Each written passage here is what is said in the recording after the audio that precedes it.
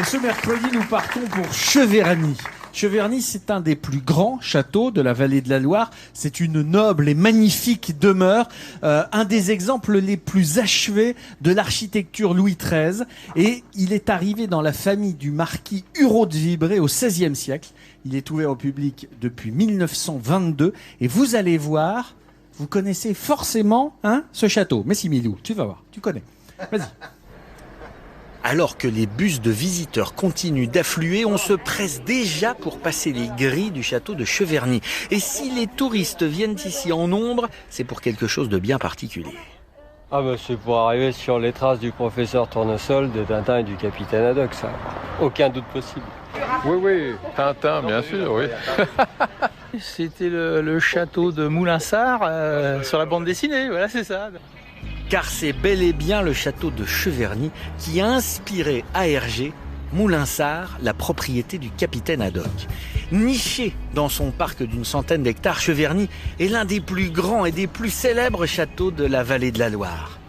Et à la barre de cette propriété, pas comme les autres, on ne retrouve pas le capitaine Haddock. Allez, hop, le courrier a dû arriver. Mais un personnage tout aussi attachant. C'est véritablement quelque chose qui est 7 jours sur 7. Il n'y a pas d'arrêt. Donc en fait, on peut très bien avoir des journées de semaines relativement tranquilles et puis tout d'un coup, un week-end très chargé. Ok. Descendant d'une lignée qui habite le château depuis 4 siècles, notre châtelain est une véritable pile électrique. Ah, voilà, alors attention, la comptabilité, impeccable. C'est son état normal, donc toute l'année il est comme ça, du 1er janvier au 31 décembre, toujours speed. Un entrepreneur à la tête d'une PME qui réalise 3 millions d'euros de chiffre d'affaires annuel. Bonjour Philippe, tout va bien ? Et à la tête d'une 50aine de salariés à plein temps. Ça serait intéressant, d'ici la fin de la journée, que vous puissiez aller juste vérifier. Du matin au soir, notre châtelain est sur tous les fronts. Je dirais que pour moi, l'agitation, quelquefois, ça peut être quelque chose de péjoratif. Mais moi, c'est plutôt un carburant. Je me sens mieux, je me sens presque plus serein, en fait, étant agité. Une énergie au service d'un patrimoine d'exception. Ouvert au public depuis 1922 par le grand-oncle de Charles-Antoine, le château de Cheverny dénote des châteaux Renaissance par son architecture classique. Un édifice du XVIIe siècle, dans lequel Hergé n'est jamais bien loin. S'il a choisi Cheverny pour créer Moulinsart, c'est justement qu'il a été séduit par cette architecture faite de sobriété et de symétrie. Et pour découvrir le Cheverny d'aujourd'hui, il faut passer les portes interdites au public et grimper à la cime du château sous la chaleur des toits. Voilà. Alors là, c'est grandiose. Voilà. C'est un petit peu mon Empire State Building à moi.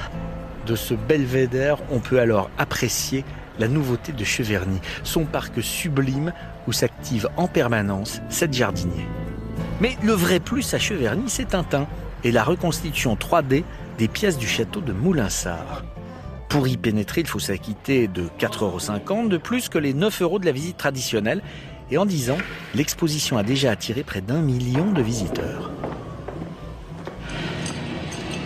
Alors là, on se trouve dans le grand salon de Moulinsart. Et ça nous ramène dans l'album L'affaire Tournesol, où il y a un orage absolument épouvantable. Le téléphone est coupé, le lustre tremble. Là, il s'agit d'une animation. Il faut que le visiteur se trouve au milieu de l'orage. Le décor, vous voyez, hop, on reprend le téléphone de Moulinsart et au bout du fil, c'est bien sûr la boucherie sans eau qui appelle. Voilà, votre décor.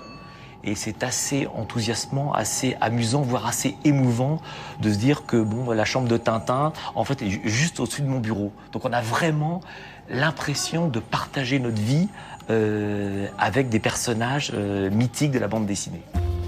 Charles-Antoine de Vibré fait partie des rares châtelains français à vivre encore au sein même des murs du château. Super. Il nous mène alors dans les parties privées où il réside avec ses enfants et son épouse, Constance. Dans une partie qui est pas toujours ouverte, qui est rarement ouverte au public, sauf pour certains groupes particuliers. Ici sur le bout, voilà. Super, voilà, hop. Cheverny, c'est sa vie, j'allais dire ça, parce que là, pour le coup, moi, je le vis quand même un peu plus en retrait pour pouvoir protéger nos enfants. Mais voilà, c'est sa vie, c'est sa femme, sa maîtresse, son héritage, tout. Tout à la fois. Pour que tout soit confondu et bien le vivre, il ne faut ne considérer que les côtés positifs. Le point positif pour notre châtelain, ce sont les 350 000 visiteurs qu'il accueille dans son château chaque année. Des entrées qui riment avec des recettes indispensables pour pérenniser la beauté de ce patrimoine bâti et végétal. C'est un endroit absolument magnifique. Cheverny, Moulinsart. Et c'est vrai qu'Hergé, il s'est directement inspiré de ce château. Quand on voit le château, il suffit d'enlever les deux ailes et on se retrouve avec Moulinsart. Et ce business tintinophile fait que le château perdure parce que ça attire évidemment parmi les 350 000 visiteurs. Ça permet de faire des entrées, de créer des revenus, de permettre l'entretien de ce patrimoine bâti avec des aménagements intérieurs qui sont remarquables. Je pense que Cheverny est un des châteaux de la Loire qui a les plus beaux aménagements. C'est totalement somptueux, un ameublement qu'on ne trouve pratiquement nulle part ailleurs. Et c'est vraiment... on sent qu'il a l'âme chevillée au corps de son château et que il s'est même pas posé la question un jour de savoir s'il ferait autre chose que entretenir le patrimoine de sa famille. Oui, on sent qu'il y a une filiation incroyable. Hein. Ce sont des gens vraiment qui passent leur vie, et même s'ils avaient une autre passion, ils passeraient leur vie dans leur château parce que ça fait partie de leur famille et de leur histoire et de notre histoire. Ouais, c'est vrai que c'est notre histoire. Dieu seul sait s'il y a des touristes ici. Je peux vous dire qu'il y a énormément de touristes qui viennent dans cette vallée de la Loire. Et ils ont bien raison. C'est à vous aussi de le découvrir. C'est ce que nous faisons avec Midi en France. Vous faire découvrir les coulisses, ces châteaux, cette magnifique vallée de la Loire. D'ailleurs, demain, tu nous emmènes une fois de plus dans une perle dans ton feuilleton. Une autre famille, grande famille dans les châteaux de la Loire. On va aller découvrir la famille Carvalho.